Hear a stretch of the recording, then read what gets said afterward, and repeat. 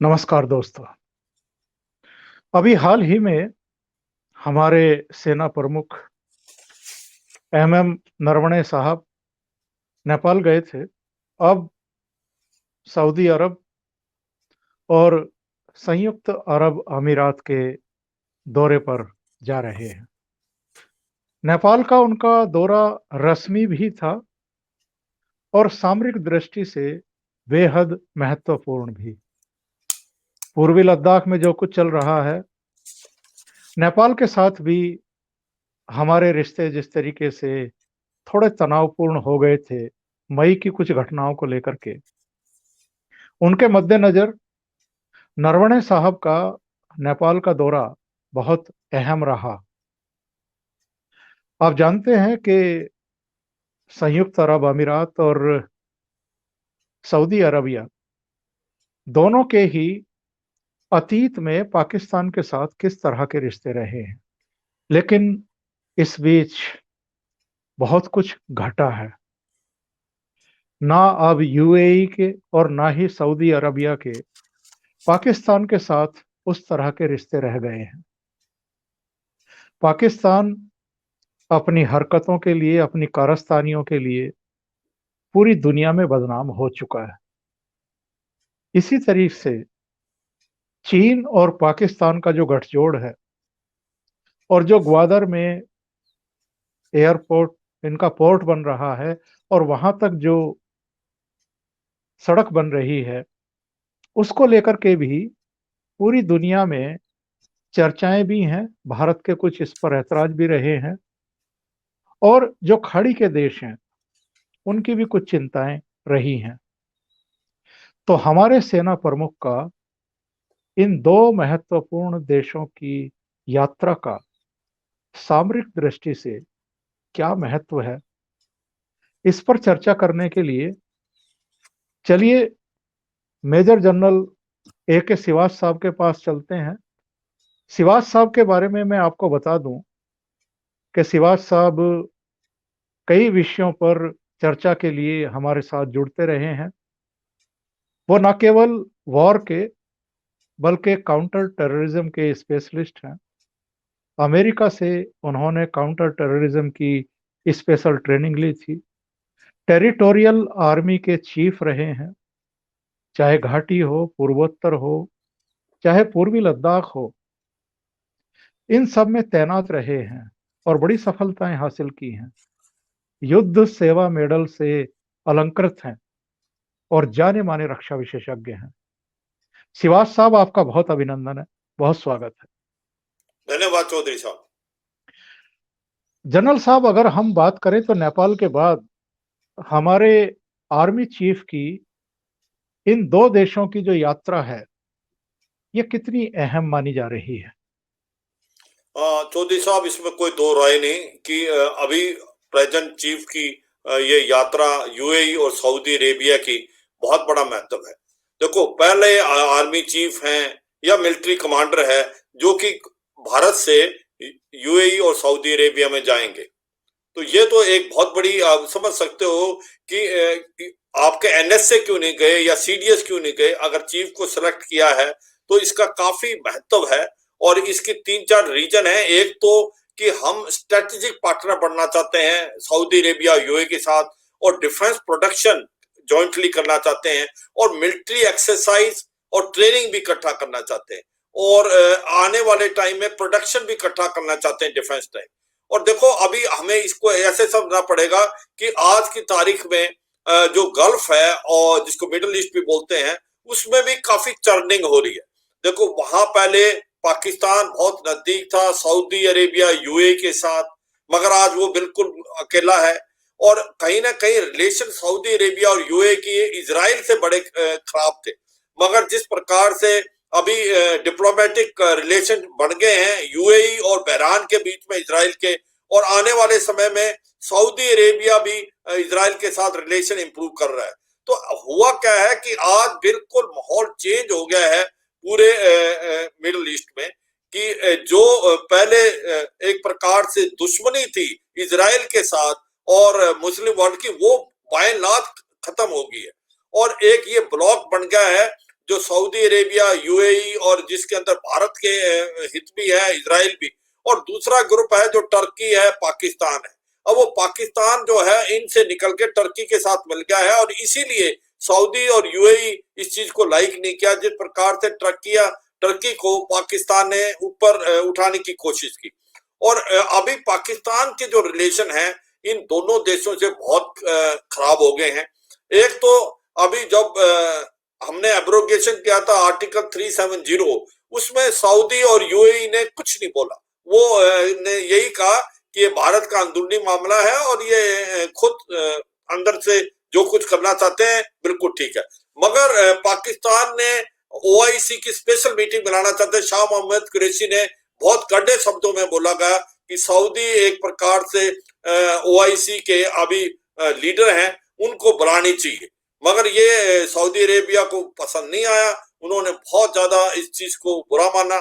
और उसके बाद रिलेशन को इम्प्रूव करने के लिए जो जनरल बाजवा हैं, जो चीफ ऑफ आर्मी स्टाफ है पाकिस्तान के, वो अगस्त में सऊदी में गए थे और कहीं ना कहीं रिलेशन ठीक करने के लिए, मगर वहां पर कोई खास उनको सक्सेस नहीं मिली। और सबसे इम्पोर्टेंट चीज है, जो उनके सबसे बड़े कमांडर हैं प्रिंस सलमान, उन्होंने इनसे मिलने को मना कर दिया। तो आए इस हालात में जब कि पाकिस्तान के रिलेशन सऊदी अरेबिया, यूएई और मुस्लिम वर्ल्ड से काफी कमजोर हैं, और इजराइल के साथ उनके रिलेशन अच्छे होते जा रहे हैं, और भारत एक ऐसा देश है जिसके रिलेशन इजराइल से भी अच्छे हैं और मुस्लिम वर्ल्ड से भी अच्छे हैं। तो इससे अच्छा कोई मौका नहीं है जो कि हम फायदा उठाएं इस चीज का और अपने रिलेशंस को और बढ़ाएं, स्ट्रेटेजिक रिलेशन बढ़ाएं, डिफेंस प्रोडक्शन करें इकट्ठी, जॉइंट डिफेंस प्रोडक्शन, उसके बाद मिलिट्री एक्सरसाइज करें। और ये तो कोई शक और सवाल नहीं कि भारत जो है 18% जो ऑयल है वो आप सऊदी अरेबिया से लेता है। और जब से ईरान के ऊपर रिस्ट्रिक्शन डाल दी थी अमेरिका ने, काटसा की countering America interest through sanction act, उसके बाद ज्यादातर ऑयल मिडिल ईस्ट से ही लेके आ रहे हैं, और क्योंकि ईरान पे पाबंदी डाल दी थी। तो इसलिए हमारे जो रिलेशन है ये बहुत इंपॉर्टेंट है, और इनमें एक प्रकार से हमें फिलिप मिलेगा, और फिलिप मिलने से आने वाले समय में भारत के को बहुत स्ट्रेटेजिकली फायदा होने वाला है अगर हमारे रिलेशन मिडिल ईस्ट से अच्छे होते हैं, और साथ में मिडिल ईस्ट को भी एक बड़ी मार्केट मिलेगी भारत में। जनरल साहब, आपने एक बहुत महत्वपूर्ण घटना का जिक्र किया है। शाह महमूद कुरैशी ने जो बयान दिया था उसको लेकर के सऊदी अरबिया की जो नाराजगी है, उसी की वजह से पाकिस्तान एक तरीके से जो इस्लामिक वर्ल्ड है उसमें भी अलग थलग पड़ गया है। हमें वो घटना नहीं भूलनी चाहिए जब पाकिस्तान के विरोध के बावजूद तब की हमारी विदेश मंत्री सुषमा स्वराज को स्पेशल गेस्ट के तौर पर ओआईसी के सम्मेलन में बुलाया गया था, और उस सम्मेलन में चिढ़ करके पाकिस्तान बायकॉट कर गया था। वो टर्निंग पॉइंट था संभवतः जब पाकिस्तान की ओआईसी के भीतर भी अलग थलग पड़ने की उल्टी गिनती शुरू हुई थी। पाकिस्तान ने हमेशा जो टेररिस्ट हैं, जो कश्मीर में अलगाववाद है, जो उसकी साजिशें हैं, उन पर ओआईसी को अपने पक्ष में खड़ा करने की हर संभव कोशिश की, लेकिन इसमें वो पूरी तरीके से नाकाम रहा। बल्कि सऊदी अरब ने जो उसको कर्ज दे रखा था, जो उसको ईंधन देता था और वो भी उधारी पर देता था, वो भी बंद किया, और जो कर्ज था उसको भी तुरंत वापस 2 किस्तों में लौटाने के आदेश सुना दिए। तो ये जो पाकिस्तान का बड़बोलापन है, पाकिस्तान की जो गलतफहमी है कि सब कुछ उसका बर्बाद हो चुका है, लगभग कटोरा पकड़ने की स्थिति आ गई है, इसके बावजूद वो सऊदी अरब जैसे देश को, जो लगातार उसकी इमदाद करता आ रहा था, लगातार उसको वित्त पोषित करता आ रहा था, उसका सबसे बड़ा सहयोग भी था, हित चिंतक भी था, उसके विदेश मंत्री को या उसके सुल्तान को अभद्र भाषा में बात करना, धमकी देने की कोशिश करना कि अगर कश्मीर पर इन लोगों ने सम्मेलन नहीं बुलाया ओआईसी का, तो वो इमरान खान से कहेंगे कि जो पाकिस्तान के हितैषी देश हैं उनका सम्मेलन बुलाएं। तो एक तरीके से ये सऊदी अरब को धमकाने की चेष्टा थी पाकिस्तान की, और उसी की वजह से आज स्थितियां ये हैं कि भारत के प्रधानमंत्री को खाड़ी के जो प्रमुख देश हैं, जो प्रमुख ताकतें हैं, वो अपने यहाँ बुला करके अपने यहाँ का सर्वोच्च नागरिक सम्मान देते हैं। तो क्या हम ये माने कि अब पाकिस्तान का पूरी तरीके से डिक्लाइन का दौर आ गया है मुस्लिम कंट्रीज में भी, और मुस्लिम कंट्रीज और उनके ऑर्गेनाइजेशन वो अब भारत को तरजीह दे रहे हैं पाकिस्तान के बजाय? हाँ, बिल्कुल ठीक बोला। देखो, हर कंट्री अपना इंटरेस्ट देखती है और वो देखती है कि आगे उसको क्या फायदे होने वाला है, और इसी तरीके से ये गठजोड़ होता है पूरे वर्ल्ड में। और इसमें कोई दो शक और राय नहीं कि पाकिस्तान ने अपने पैर पे अपने आप कुल्हाड़ी मारी है, और जिस प्रकार से उसने रिलेशन खराब किए हैं सऊदी और यूए के साथ, वो तो सबको दिखते हैं जो आपने समझाया। मगर अब उसके अंदर दो चार बातें और भी हैं। भारत का इनके साथ नजदीक आने में भी दो तीन बातें हैं। एक तो यस, हमने इस सिचुएशन का फायदा उठाया, और जब पाकिस्तान के रिलेशन खराब हैं तो भारत के रिलेशन बढ़े हैं, चाहे वो इजराइल से हैं या मुस्लिम वर्ल्ड से हैं। और यूएई और सऊदी अरेबिया दोनों ने हाईएस्ट सिविलियन अवार्ड हमारे प्राइम मिनिस्टर मोदी को दिया है। मगर अभी सच्चाई ये भी है कि यूएई और सऊदी अरेबिया सोच रहे हैं कि ये ऑयल जिस पे ये डिपेंडेंट है वो ज्यादा साल चलेगा नहीं, 15-20 साल के बाद इसकी जो इकोनॉमी है ऑयल पे डिपेंडेंट नहीं हो सकती। इसलिए वो चाहते हैं कि अपनी इकोनॉमी को एक्सपेंड किया जाए, और उसके अंदर आपके आईटी इक्विपमेंट, उसके बाद इंफ्रास्ट्रक्चर, उसके बाद बाकी कंज्यूमर आइटम और डिफेंस प्रोडक्शन, ऐसी चीजों को लाया जाए जिससे उनकी इकोनॉमी बिल्कुल ऑयल पे डिपेंडेंट ना हो, कि 15 साल के बाद ये ऑयल खत्म होने वाला है और इनको स्विच ओवर करना है दूसरा। तो इसी की तैयारी कर रहे हैं। उनको पता है भारत जैसी कोई बड़ी मार्केट नहीं मिल सकती। देखो, आज हम 18% ऑयल खरीदते हैं सऊदी से और काफी हद तक यूएई से, मगर आने वाले समय के अंदर वो ऑयल खत्म हो जाएगा, और उसके बाद हमारा क्या है, टूरिज्म रह जाएगा, और बाकी जो प्रोडक्शन हम जॉइंट क्या क्या कर रहे हैं या हम कितनी बड़ी मार्केट दे रहे हैं। तो इसलिए भारत जो है एक बहुत बड़ी मार्केट दे सकते हैं। इसलिए सऊदी, यूएई और मुस्लिम वर्ल्ड को भारत का जो एक प्रकार से रिलेशनशिप बनाने में उनको बहुत फायदा है, इसलिए वो भारत की तरफ ज्यादा झुकाव है। पाकिस्तान तो एक भूखा वो देश है जिसके पास कुछ भी नहीं है और मांग के खाता है, और जो ऑयल दे रहे थे वो उसको भी अभी बंद कर दिया सऊदी ने, क्योंकि अभी उन्होंने एक प्रकार से सोच विचार किया। एक तो ये टर्की के साथ लगे हुए हैं जो कि एक मुस्लिम वर्ल्ड में चैंपियन बनना चाहता है मुसलमानों का, और वो सऊदी को एक प्रकार से चैलेंज करना चाहता है। तो इसलिए भी रिलेशन खराब हुए। तो इसका फायदा उठाते हुए, और क्योंकि वो चाहते हैं कि हम हमारे रिलेशन भारत से इंप्रूव हो, और आने वाले समय में इकोनॉमी बहुत बड़ी चीज है, और इकोनॉमी को मद्देनजर रखते हुए कि भारत एक बड़ी मार्केट है, भारत की जो जॉइंट प्रोटेक्शन से काफी कुछ हो सकता है। अभी देखो, इन्होंने यूएई और सऊदी ने एक पेट्रोकेमिकल प्लांट बनाया है भारत के महाराष्ट्र में, जो $42 बिलियन का है। तो आप समझ सकते हो कि इतना पैसा वो खर्च करने के लिए तैयार है भारत से, क्योंकि उनको नजर आ रहा है कि अगले 15 साल के बाद जब इकोनॉमी डिपेंडेंट नहीं होगी ऑयल पे, तो उसके उनको अभी प्रिपेयर कर रहे हैं, और बड़ी अच्छी बात है। और पाकिस्तान जिस तरह का प्रोपेगेंडा करता है उसमें तो वो एक्सपोज हो चुका है पूरी तरीके से। भारत को अलग थलग करने चला था, लेकिन हकीकत ये है कि पूरी तरीके से पूरी दुनिया में खुद अलग थलग होकर के रह गया है। एक दूसरे विषय पर अगर हम आए तो अभी भारत की करीब करीब 3 कोरोना वैक्सीन तैयार हैं।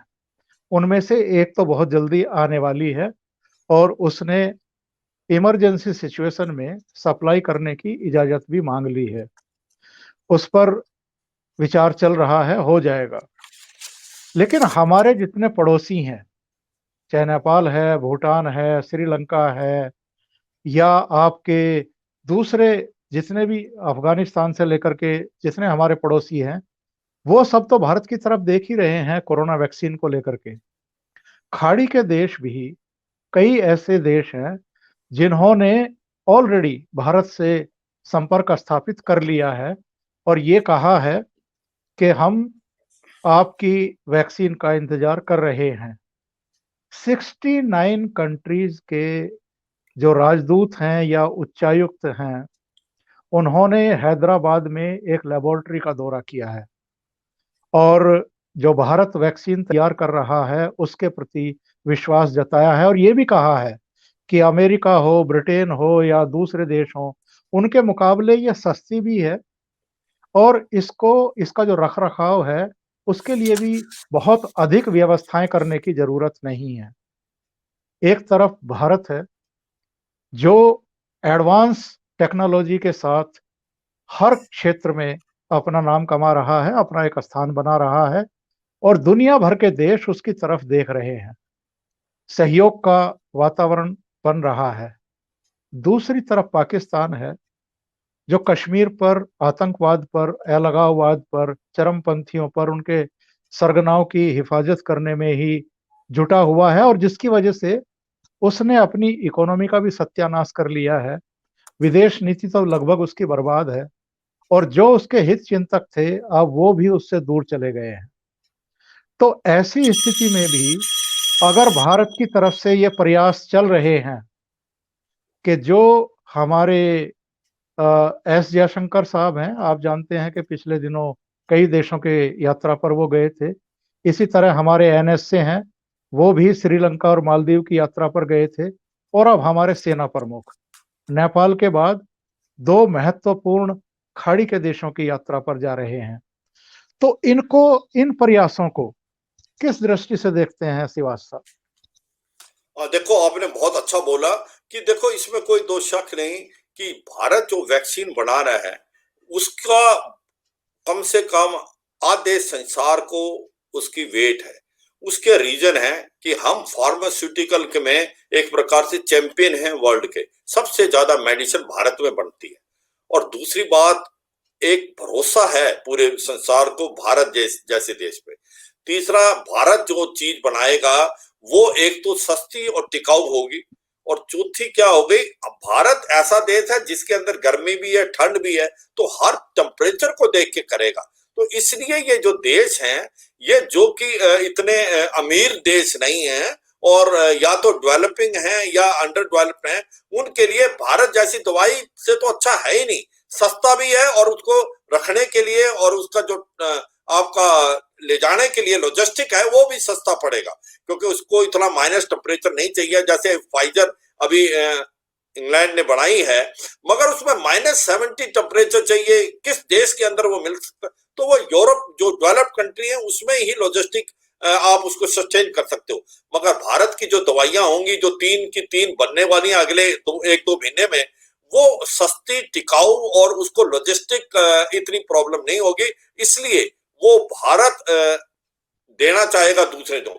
दूसरी बात, भारत क्या करता है कि खुद और उसके बाद हमारे नेबर और एक्सटेंडेड नेबर, ये हमारी पहल रही है कि ये इंसानियत है, ह्यूमैनिटी के लिए भारत इसको और भी सस्ती सबको देगा। तो ये जो एक प्रकार का विश्वास है आज पूरे वर्ल्ड को भारत के ऊपर, ये काबिले तारीफ है और इसको हमने मेंटेन करना है। जो बात आपने बताई कि पाकिस्तान के बारे में, इसमें कोई शक और सवाल नहीं। पाकिस्तान एक ऐसा देश है जो कि फाइनेंशियली टूटने वाला है। 115 बिलियन डॉलर के अभी कर्ज के नीचे अंदर झुका हुआ है।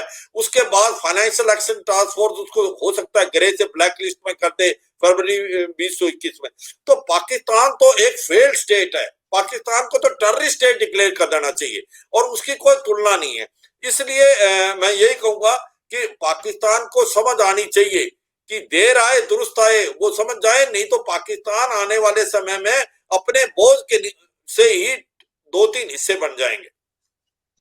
शिवाज साहब, एक और महत्वपूर्ण सवाल मेरे दिमाग में इस समय आ रहा है। वो ये है कि जो हमारी अब तक की पूर्ववर्ती सरकारें थी, वो चाहे हमारे सेना प्रमुख हों, वायुसेना प्रमुख हों, चाहे हमारे नौसेना एडमिरल साहब हों, उन सबको अपनी फौज तक, अपने काम तक सीमित करके रखती थी।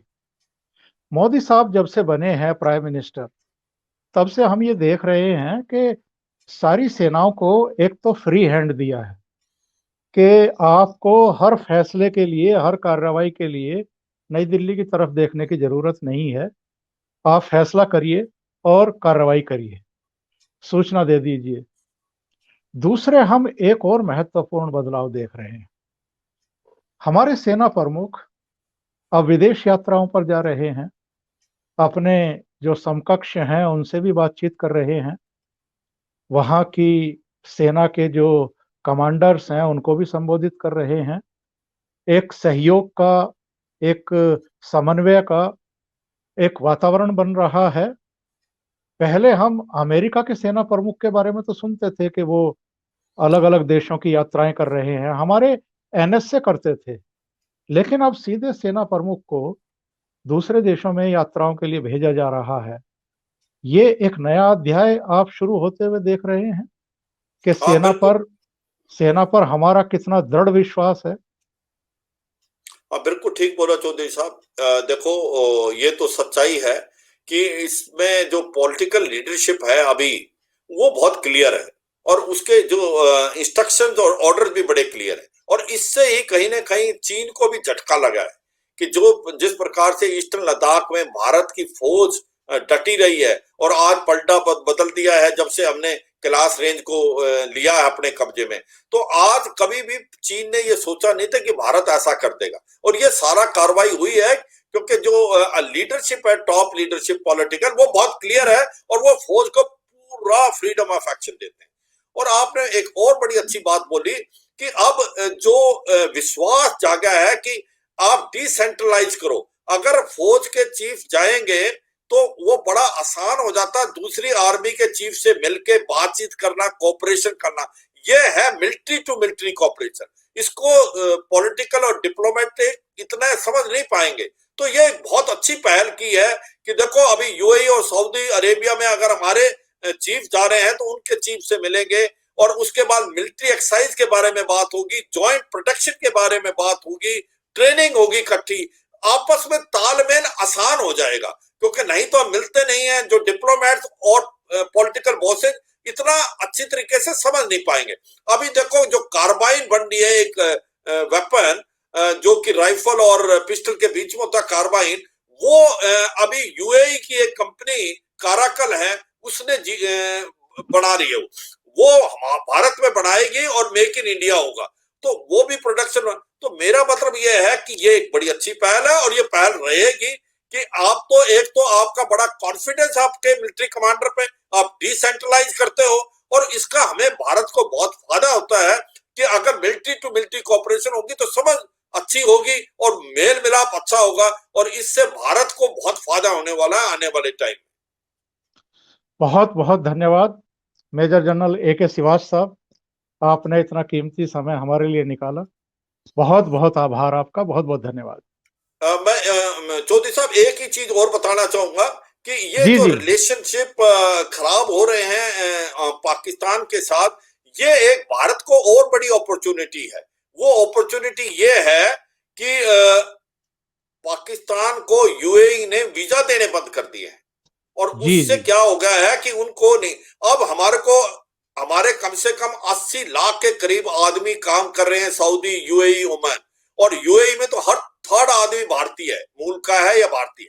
और ऐसे में हम कम से कम 20 बिलियन डॉलर कमाते हैं जो रेमिटेंस देके। अब अगर भारत यूएई वगैरह जो है बंद कर देती पाकिस्तान को देना वीजा, तो इसलिए एक अच्छी अपॉर्चुनिटी है। इसका हमें फायदा उठाना चाहिए, और हमें अपने एम्प्लॉयमेंट जनरेट होगी। हमारे पास ज्यादा बेटर टेक्नीशियन है, क्वालिफाइड है, वो जाने चाहिए, और इसका इस्तेमाल करके एक ये बहुत बड़ा हमको फायदा होने वाला है, और इसका फायदा उठाना चाहिए।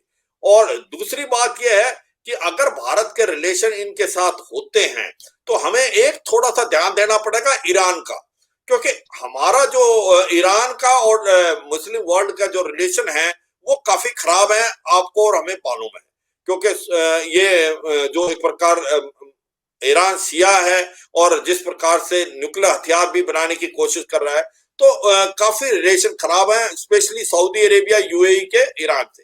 मगर भारत के रिलेशन सबसे अच्छे हैं, इजराइल से भी, इनसे।